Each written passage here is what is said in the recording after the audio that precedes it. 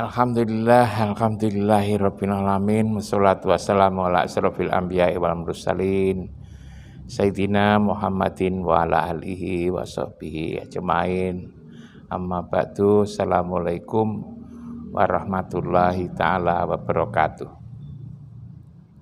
Yang saya hormati, saya muliakan Profesor Baharudin, Ketua DPD Jamiatul Islamiyah Jawa Timur bersama Ibu Profesor Isomuddin, juga para guru besar yang tidak saya sebutkan namanya satu-satu, para pengurus, dan semua peserta wiridan pengajian Sabtu malam Ahad yang berbahagia. Kita banyak bersyukur kepada Allah. Dengan anugerahnya kita memiliki kekuatan dan juga kesehatan. Shalawat dan salam kita persembahkan ke hadapan ikutan kita Muhammad Rasulullah Sallallahu Alaihi Wasallam yang telah mengeluarkan umatnya dari kegelapan kepada yang terang benderang, minadzulumat ilan nur, dari keadaan gelap kepada keadaan yang penuh cahaya, petunjuk hidayah sebagaimana yang kita rasakan selama ini. Kita juga bersyukur pada malam hari ini kita masih bisa bersilaturahim untuk melaksanakan kegiatan rutin, ialah wirid pengajian Sabtu malam Minggu atau malam Ahad. Kita kepingin sekali setiap minggu, sekali itu paling tidak kita bertemu untuk mengadakan wiridan bersama. Setiap minggu itu yang setiap minggu awal itu kita mengikuti wiridan dari Bapak Pembina Jamiatul Islamiyah.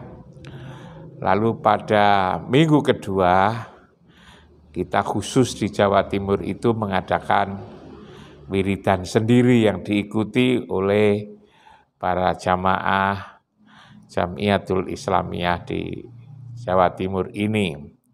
Kemudian minggu ketiga biasanya kita ikut lagi pengajian wiridan yang diselenggarakan oleh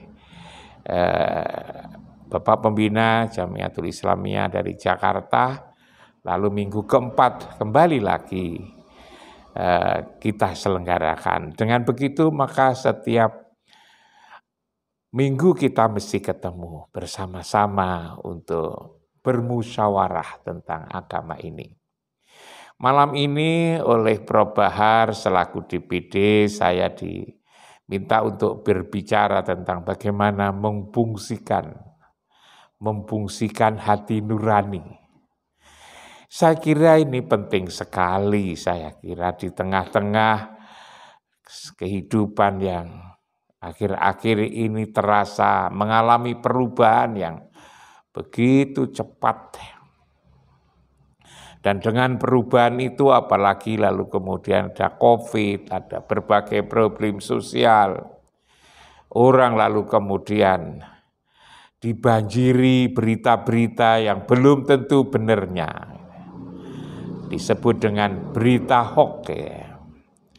Lalu kemudian dari persoalan ini juga muncul persoalan-persoalan orang saling membenci, orang saling curiga mencurigai, orang saling tidak percaya, bahkan lalu kemudian orang saling konflik, mencaci maki, merendahkan adalah hal yang dianggap biasa. Lalu kemudian memang mereka banyak masyarakat yang merasakan bahwa kejujuran sudah semakin sulit untuk dicari. Kebenaran sudah sangat susah didapatkan. Lalu kemudian juga nilai-nilai yang lain. Orang tidak peduli sesama.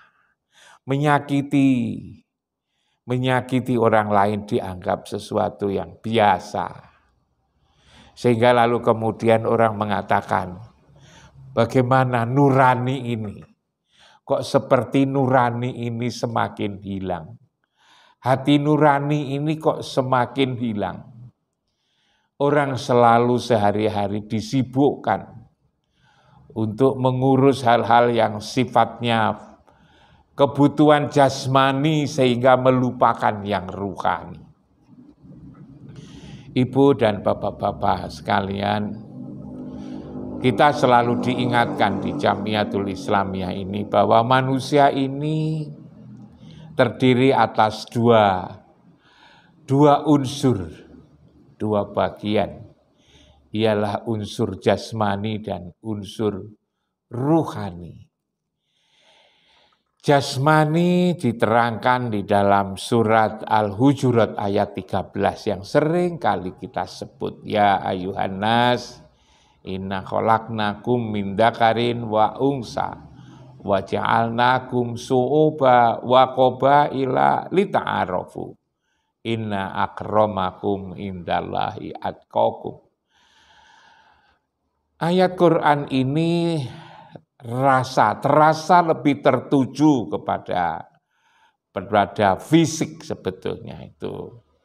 Yang manusia itu diciptakan dari ibu dan bapaknya yang lalu kemudian terjadi lalu kemudian lahirlah orang yang bersuku-suku, berbangsa-bangsa dan seterusnya. Tapi itu sesungguhnya belum sempurna, lalu kemudian disempurnakan.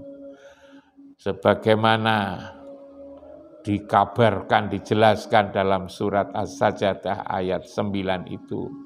Summa sawahu wa nafakha fihi mir ruh wa ja'ala lakumus sam'a wal absara wal afidah qalilan ma tashkurun. Allah menyempurnakan kejadian manusia ini dengan ditiupkan, dengan meniupkannya ruh, itu kan. Nah, ruh inilah, dari ruh ini lalu kemudian bersamaan dengan ruh ini juga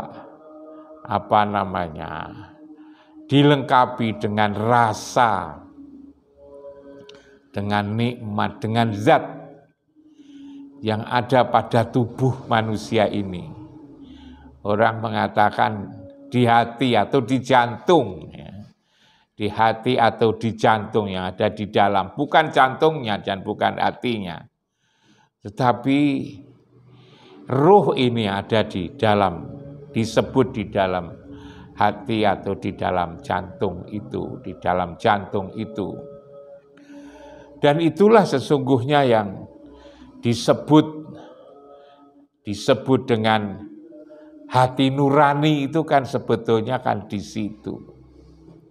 Dan itulah sesungguhnya intinya manusia itu sebetulnya ada di situ.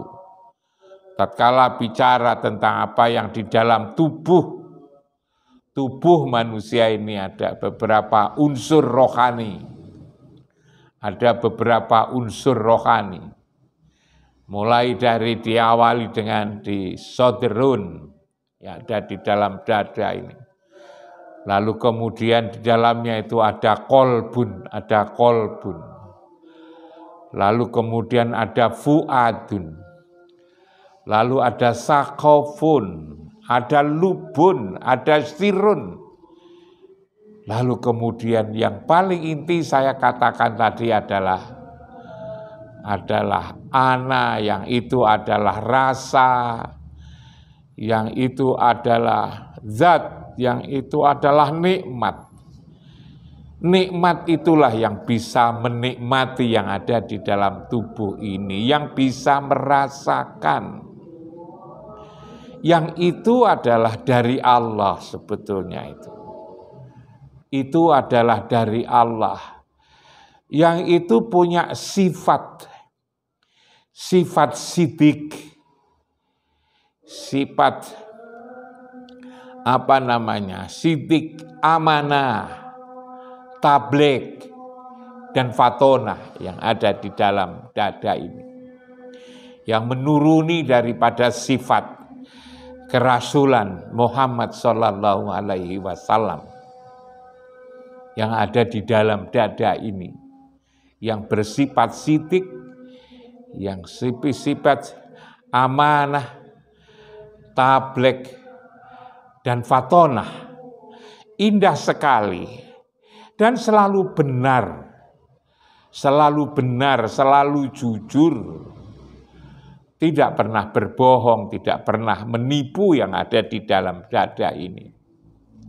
Tapi lalu kemudian kita seringkali mendengar bahwa kebenaran yang ada, yang benaran nurani ini kadang-kadang tidak muncul. Karena apa? Karena berada di alam yang gelap. Berada di alam yang gelap yang ada di dalam tubuh manusia itu. Yang tubuh manusia itu terdiri atas angin, air, tanah, dan api. Yang di situ lalu kemudian juga memunculkan nafsu. Nafsu raihan, rahmani, jasmani, idhafi. Yang itulah lalu kemudian menutupi ruhani ini. Kita hidup ini seringkali lebih tertarik untuk memenuhi kehendak hawa nafsu dunia setan daripada mengikuti kebenaran suara hati yang ada di dalam tubuh ini. Kita sibuk untuk memenuhi kebutuhan jasmani, kebutuhan ekonomi, kebutuhan sosial, kebutuhan politik, kekuasaan, dan seterusnya. Ini kadang-kadang inilah yang menutup daripada apa yang selalu benar, yang itu datang dari Tuhan, dari Allah dan Rasul-Nya, yang disebut dengan hati nurani, yang selalu jujur, yang selalu benar, yang selalu sebetulnya cerdas. Tapi karena ini tertutup itu tadi, maka lalu kemudian kebenaran ini seringkali didustakan, ditinggalkan itu. Dalam kehidupan sehari-hari sebenarnya kita ini sesungguhnya sudah tahu kok. Kita ini sesungguhnya sudah build up sesungguhnya. Sudah mengetahui mana yang benar dan juga mana yang salah. Apa yang di dalam tubuh, apa yang ada di dalam nurani kita ini sudah ngerti mana pekerjaan-pekerjaan, perbuatan-perbuatan yang dibolehkan dan juga perbuatan-perbuatan yang tidak dibolehkan. Itu sudah jelas. Korupsi misalnya, bahwa menggunakan uang negara untuk kepentingan pribadi itu semua orang tanpa ditatar itu sudah tahu kok. Bahwa berbuat bohong itu, bahwa menipu, bahwa mengganggu tetangga, bahwa mengganggu orang lain, merendahkan orang lain, bahwa hidup yang terlalu tamak, rakus, fitnah, sombong, itu tidak boleh. Itu sebetulnya sudah tahu. Itu sudah tahu. Setiap orang sudah tahu. Walaupun tidak ada penataran, tidak ada kursus, tidak ada kuliah anti korupsi, sebetulnya sudah tahu bahwa korupsi itu adalah tidak boleh. Betapa banyaknya pencuri, betapa banyaknya koruptor, betapa banyaknya orang-orang yang menggunakan barang yang bukan haknya untuk dirinya sendiri. Begitu banyak, itu sebetulnya juga tahu bahwa itu adalah salah itu. Yang ada di dalam dada itu sudah mengingatkan. Bahkan tatkala kita akan menyimpang misalnya dalam kehidupan ini, mencaci maki orang lain, merendahkan orang lain, berbohong, itu sudah tahu itu. Hati nurani kita ini sudah ngomongi, itu jangan kamu lakukan, itu tidak baik. Tapi itu tadi lagi-lagi karena itu berada dalam kegelapan tadi, maka kata hati nurani itu lalu kemudian didustakan. Dan kita juga tahu lalu kita ini sebenarnya sedang mendustakan pada diri sendiri, mendustakan terhadap diri sendiri, itu kita juga sudah tahu sebetulnya itu. Walaupun begitu lalu kemudian tetap saja kita dustakan. Karena kasih sayang Allah dan Rasul-Nya itulah lalu kemudian juga diingatkan. Di dalam surat Ar-Rahman itu, sampai disebut berkali-kali, 31 kali dalam surat yang tidak terlalu panjang itu, yang berbunyi fabi ayyi ala rabbikuma tukadziban, berkali-kali. Nikmat Tuhanmu yang mana lagi yang kau dustakan? Kenapa ditegur seperti itu? Karena kita sehari-hari mendustakan nikmat rasa yang ada di dalam tubuh, yang ada pada diri kita masing-masing itu. Diingatkan sampai berulang-ulang. Nikmat Tuhanmu yang mana lagi yang ada? Nikmat yang ada di dalam ini. Rasa yang ada di dalam dada ini. Ini selalu kita dustakan. Inilah lalu kemudian kita menjadi tersesat. Rasa atau nikmat ini sehari-hari karena selalu kita dustakan, maka semakin tertutup. Padahal yang namanya rasa, yang namanya nikmat itu betapa pentingnya. Bukan saja pada diri manusia rasa itu penting, tetapi kalau kita renungkan sehari-hari dalam kehidupan itu betapa pentingnya rasa ini loh. Saya seringkali untuk mensederhanakan, memberikan contoh betapa pentingnya rasa ini. Kita membeli daging.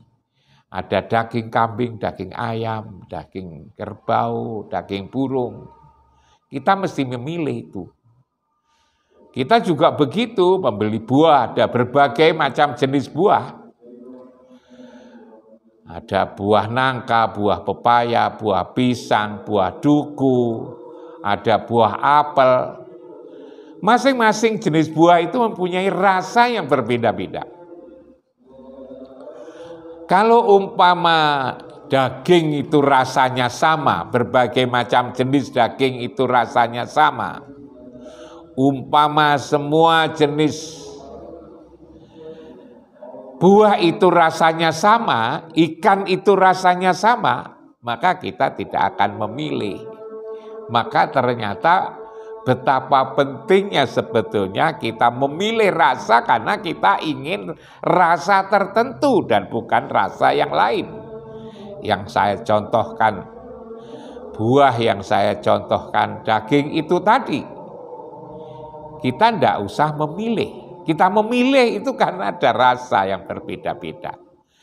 Dan apalagi kalau buah dan daging itu rasanya hilang atau sudah tidak punya rasa lagi, maka jangankan kok membeli, jangankan kok tertarik memakannya, diberi saja kita tidak mau kalau daging itu tidak punya rasa. Betapa pentingnya saya memberikan contoh tentang rasa ini. Lalu kemudian apalagi kalau rasa yang ada di dalam diri kita ini hilang. Nikmat yang ada di dalam diri kita ini hilang. Maka ya sama dengan daging, sama dengan buah, sama dengan ikan ini, kita lalu kemudian juga menjadi tidak ada harganya kalau rasa ini sudah hilang, nikmat ini sudah hilang. Tidak ada harganya sama sekali diri kita ini. Dan dengan tidak punya rasa lalu kemudian kita disebut mati rasa. Kan ada istilah mati rasa. Orang yang sudah mati rasa itu kan orang yang sudah tidak bisa merasakan apa-apa. Ada orang yang pengen dibantu, ditolong, dia karena mati rasa itu sudah tidak tahu bahwa orang itu perlu dibantu. Lihat ada orang lagi konflik yang perlu tolong, lalu kemudian kita tidak peduli, ada orang kecelakaan di jalan, kita tidak peduli. Itu adalah orang yang sudah, rasanya itu sudah hilang. Dan rasa ini sebetulnya, nikmat ini diberikan oleh Allah kepada seluruh umat manusia ini. Tidak mengenal suku, tidak mengenal bangsa, sama. Soal roh itu sebetulnya sama. Sama, yang beda itu adalah yang suku-suku berbangsa-bangsa itu adalah tubuhnya. Tapi kalau yang ada di dalam dadanya itu, yang itu roh itu, ruhani itu, adalah sama sebetulnya. Karena itulah kita menyaksikan yang dilakukan oleh perilaku orang mana saja. Tatkala misalnya ada orang tua, lalu kemudian diperlakukan tidak senonoh oleh anaknya. Ada orang tua yang sudah tidak punya daya, tidak punya kekuatan, lalu tidak diperlakukan secara benar oleh anaknya.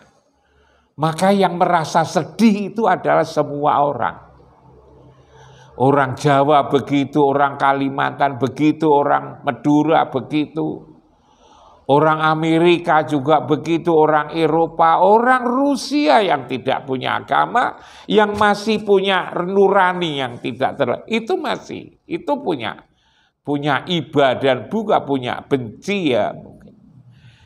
Nyesal, sedih kepada perilaku anaknya yang tidak memperlakukan kepada ibunya yang seperti itu. Hanya pertanyaannya adalah lalu gimana merawat dan meningkatkan itu. Kalau Islam, di Islam ajaran agama kita ini bagaimana ini agar ruhan nurani kita ini menjadi tumbuh. Untuk menumbuhkan ruhani ini tidak mudah, tidak gampang. Bahkan juga mungkin tidak bisa dilakukan oleh diri yang bersangkutan.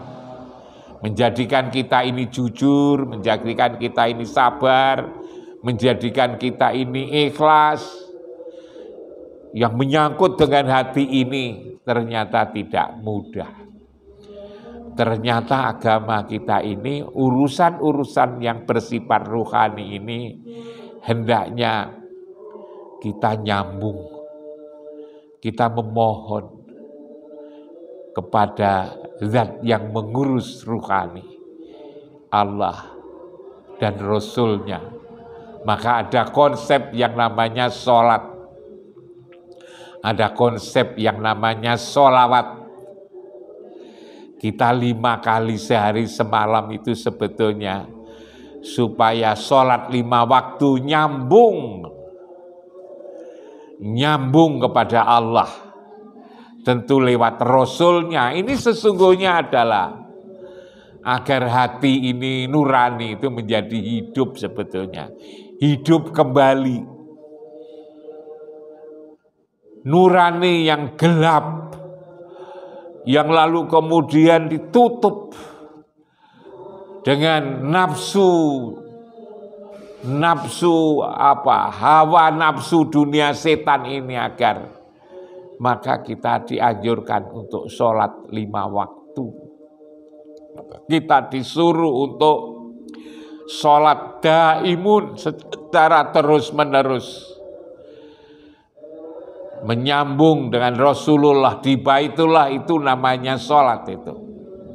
Dan ketika kita berada di Baitullah itu, maka penyakit hati itu menurut pengkabaran dari Al-Quran dicabut. Wa naza'na ma fi sudurihim min ghillin tajri min tahtihal anhar.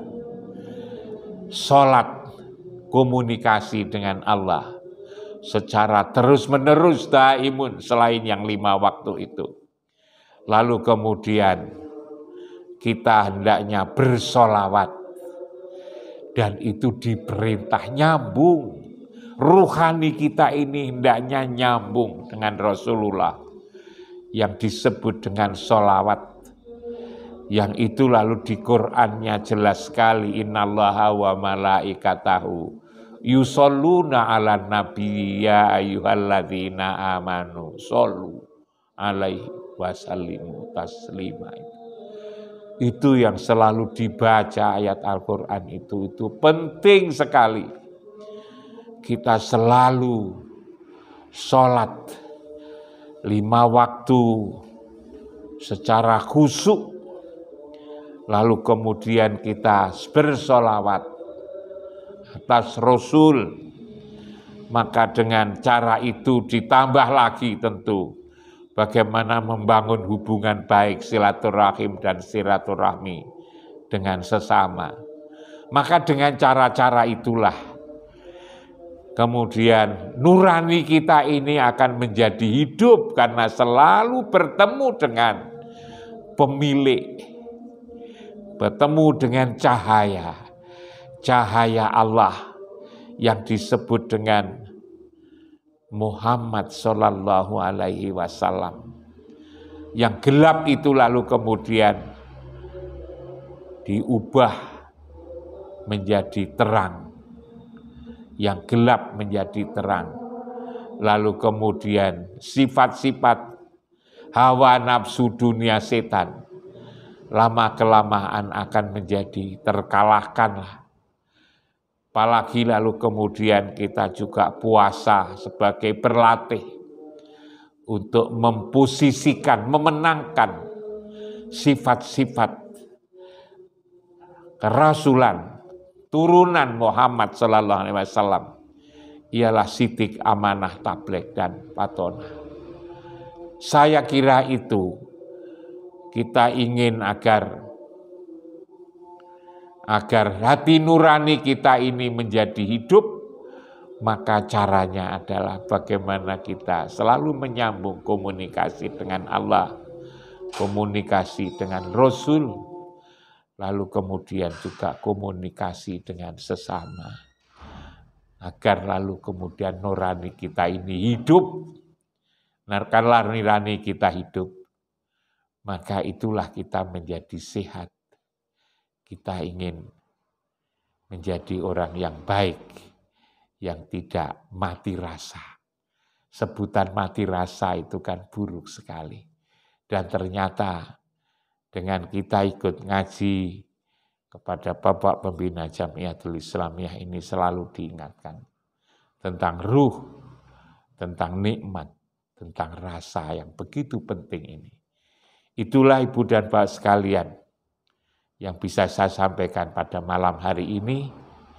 Mudah-mudahan bisa dijadikan bahan pertimbangan, bukan keputusan di organisasi kita ini.